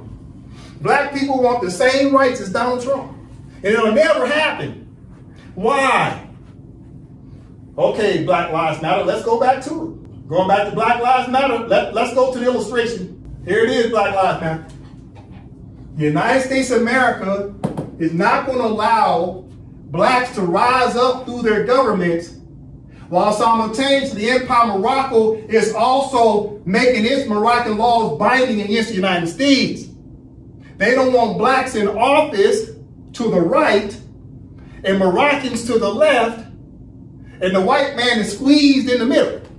Because when he looks, when he looks right and left, all he sees is Moors over here and Moors over there. The Moors are saying they're Americans and Moors are saying they're Moroccans, and the white American is stuck right in the middle. He's being flanked by Moors. You think he's going to tolerate that? He won't. Let me give you an example. I'm talking to Black Lives Matter. Let me give you an example of what you would never tolerate. Let's take the example. Let's talk the black church. Let's talk, Baptist church. What the pastor of the black church and all its deacons and deaconesses allow white people to come into your black Baptist church and hold at least a third of the chairs, governing chairs of your trusteeship board? You gonna let white people come in your church and hold a third of the power?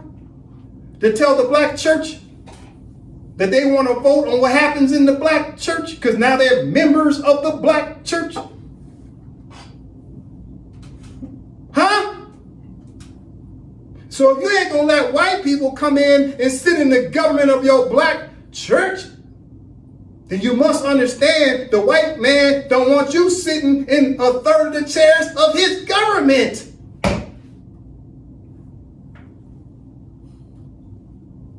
Do you understand what I'm trying to tell you right now? You're asking him to let you help to control the narrative of the federal government, state government, and local municipalities, but you won't even let him come in there and be a third of the decision maker in your black church. You won't let him sit on the board of your HBCU. I'm talking to HBCU presidents right now. You don't let white people come in and sit in the third of the chair so they can cast votes on what happens in your HBCU? The answer is no. Then why do black people think they deserve to sit in a third of the chairs of the United States of America and the several union states and the local municipalities? White men don't want you having no power to tell them what to do. Just like you don't want white people to tell you what to do in your white church or your black HBCU. Do you understand what I'm saying? We as a people are hypocrites We got to stop telling white people that we want to be equal, but we ain't going to let white people be equal in our churches and HBCUs.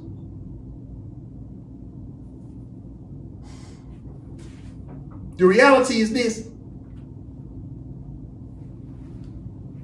The United States, they're getting black people out of government offices. They want you to go back to be Moroccans. You can be all you can be over here.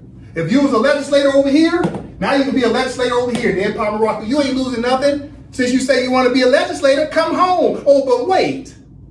You're going to say, how much does it pay? That's all you want to know is what is the benefits. Tell me the bonuses. Because you want to hold on to your big house and big cars. Because you want to justify your so-called degree, master's degree, and PhD. So you keep selling out as black people. Because of your individual prosperity, you don't want to know what's going on in your own country until you find out how much does it pay to come home. We got to tell the truth. That's why we haven't come home. You too busy chasing the bag instead of helping us to decolonize. But guess what? The white nationalists are putting your behinds out them chairs any damn way. Now you're unemployed. How much is unemployment pay? That's the question. Don't play with me. All right. Let's look up another definition of extraterritoriality because black people need to understand what does this word mean, because this word is very favorable to you. This is a word you should love. You should fall in love with the word extraterritoriality because the International Court of Justice said that black people have extraterritoriality jurisdiction over the white nationalists. All right, Sister Nova from the top. Extraterritoriality or extraterritoriality is a term of doctrine used in law, particularly international law, to denote the circumstance of either being exempt from foreign laws or the application of foreign laws against an entity otherwise outside of its jurisdiction. In the case of the former, it is usually as the result of a diplomatic negotiations, while the latter concerns notions of hard power. All right, so extraterritoriality gives you hard power. That's a lot of power that black people have when they stop calling themselves black and they start calling themselves the Moroccans. Continue. Historically, this primarily applied to individuals as jurisdiction was usually claimed on peoples rather than on lands. Extraterritoriality can also be partly applied to physical places. For example, such is the immunity granted to diplomatic missions, military bases of foreign countries, or offices of the United Nations. The three most common cases recognized today internationally relate to the persons and belongings of foreign heads of state and government. The persons and belongings of ambassadors and other diplomats and ships in international waters. So extraterritorialities of the Moorish Consular Court, where people who call themselves black would now be Moroccans sitting there as judges presiding over the court, would have hard power and authority to adjudge United States officials for doing what? Violating Moroccan law and Moroccan treaties. This must be understood. I'm talking to Black Lives Matter right now. I love you, but you don't know what the hell you're talking about. Listen, I'm talking to Black Lives Matter. If you think your life matters, then first of all, you will look up the definition of black and find out it's an adjective and not a noun. That's number one. That's the basic rule and the four basic elements of the contract. What's the first rule in contract law? The parties must be known. I challenge any black person to look in any dictionary and you'll see the word black is an adjective. It's not a noun. That's number one. Number two, if you say your life matters, then why aren't you trying to figure out your natural origin of truly who you are before you was labeled as black? Who were you before the white man called you black? A lot of black people are finding out that we're actually Moors. But you know what's going to happen? The vast majority of black people who know they're Moors, they're going to keep calling themselves black and keep begging these exiles for rights. You know why? Because the Europeans been studying us. They know we as a people sometimes get stuck on what's commonly known as stupid. Let me prove it to you.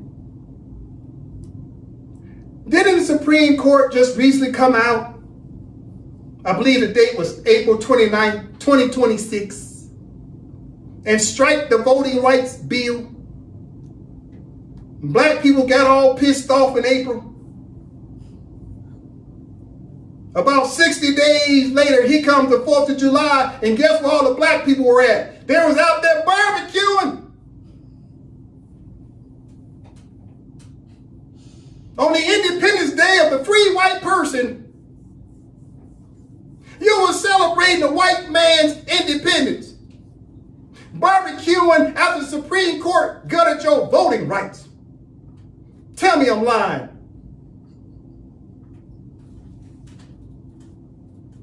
Then after that, what did you do? You went to the Essence Fest in New Orleans, and you went to all kind of festivals in Houston. You just kept partying.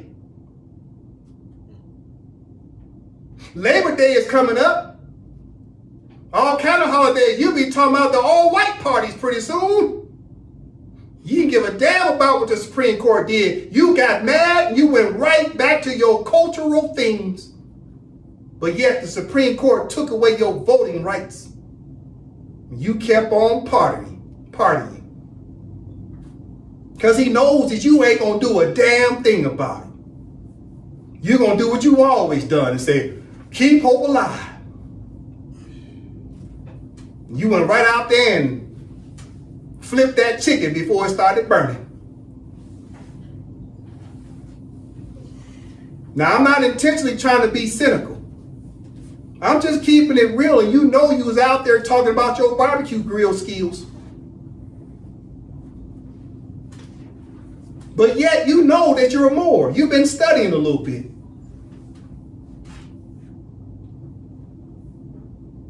What's the next thing coming up for black people? Oh, you talking about coming out in droves to vote for Democrats. But yet you've been finding out you're a Moor, and you're going to go vote for more Democrats to hold office. And let's figure out who are the candidates that's really running for office of the Democratic Party in the year 2026. Isn't the vast majority of them white people and Hispanics?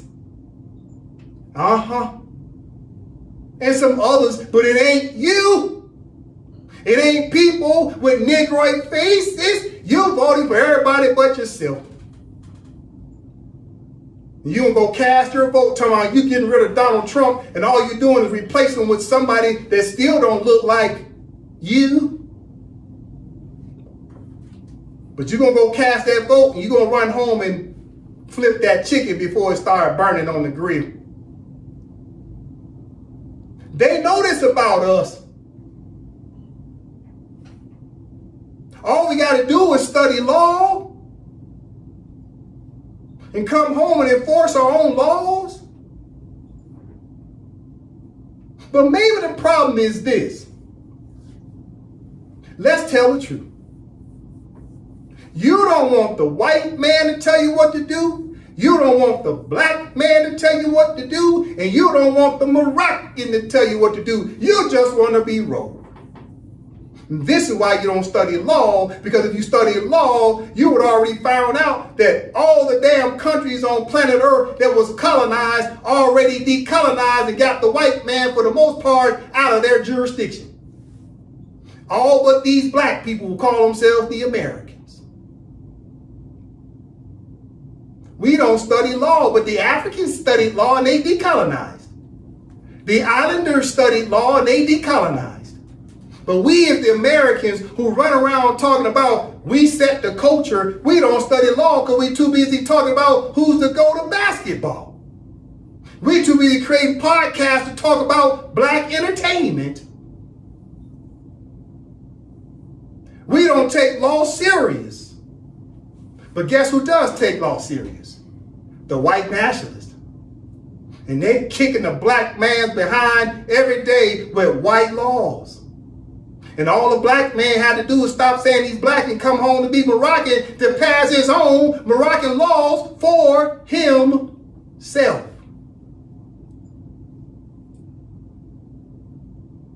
So as I start to close out, talking to Black Lives Matter, if your life matters, then here's your choices.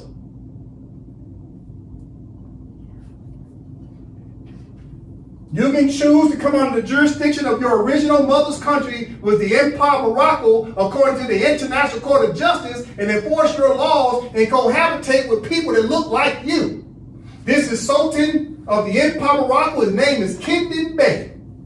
You can learn more about the Sultan, which is head of state of the country, the Empire of Morocco. You can go to the website, which is eomgov.com. Or black people, you can go pledge your allegiance to the King Morocco and come under the Arabs. Or black people, you can remain naturalized under the United States since 1868 and maintain your subjugation status as 1/5 people as American citizens under Donald Trump or whoever else becomes the president of the United States. Or you can go pledge your allegiance to some Indian tribe, in which Indian tribes are wards of the state that comes under the United States, so therefore you ain't going nowhere fast because you still come under the United States jurisdiction. So if you black people say your life matters, you got to choose 1, 2, 3, 4 options. And the I.C.J. already told you the Empire of Morocco is the best option. Let's take it to the board as I close out. Extraterritorial jurisdiction of the Moorish Consular Courts over the United States of America, the United States officials, and the citizens of the 50 Union States per Moroccan-American treaties. The I.C.J. held that Moroccan law and Moroccan treaties are binding via extraterritorial jurisdiction of the Moors. But black people, you must understand, you don't have jurisdiction over the Americans because you to be saying that you are an American as well. In order for you to have jurisdiction of Americans, you have to come back to the Moroccans. So please understand that you have to choose between the entire submission to the laws of the empire. So the last thing I'll say is this. Listen, you see what I have on the screen? This is a special note, a side note. I'm talking to Black Lives Matter people right now. AMPAC study session has been trying to teach about Moroccan law and how to decolonize. This is an educational platform to teach us how to decolonize, but I have spent the last few classes trying to talk to black people to come home. But black people, what you got to understand is AMPAC study session has to continue to increase the level of degrees of our people, that people have come back to be Moroccans already. So I have to keep teaching the Moroccans how to increase their level of degrees to understand how to enforce Moroccan law. I can't keep talking to black people every day. I got to talk to Moroccans too. So black people, I'm trying to tell you right now, the next class I do, I got to get back to talking about state continuity. and state succession, because the United States of America is going to challenge the Empire of Morocco to say the Empire of Morocco is not a continuity state. Now, I know black people, you don't know nothing about continuity state, and you don't know nothing about succession state. That's why I got to teach about it. Which means black people, you have to raise up your level of degrees real fast as I go into class 195. Now, as a reminder, black people, I'm talking to you because I love you. But you're going to have to deplete your learning curve real fast, because I can't keep talking to you because you want to keep being black. I got to teach the Moroccans on how to beat the United States in the game called the rule of law. Now, black people, class 195, I'm going to talk about continuity state and succession state. So my suggestion to all black people, go back and watch AMPAC study session, classes 179, right, which is the emergence of the Empire of Morocco state continuity. Black people, go back and watch class 180, which is who is heir to the Moroccan Empire, Moors or Arabs, and then go watch class 185, Empire of Morocco. Is the Empire of Morocco extinct? No. Continuity state does. So go back and watch class 185, and last but not least, go watch AMPAC study session 186 that says two-state Moroccan question of continuity, etc. So therefore, go back and watch classes what? 179, 180, 185, and 186, because that talks about continuity state and succession state. Because I'm going to go into class 195 talking about continuity state and succession state. You're going to have to deplete your learning curve quickly, because we got to figure out our legal arguments. That way we can declare ourselves as the Empire of Morocco and enforce our Moorish Consular Court and enforce our extraterritoriality jurisdiction against the United States officials and their American citizens. But if we can't prove that we're the continuity state, then all of this is for nothing.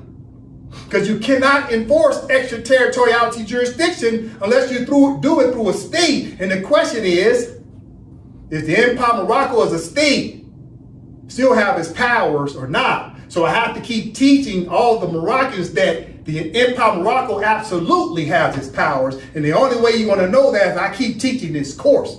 All right? I end with that. Islam. Islam.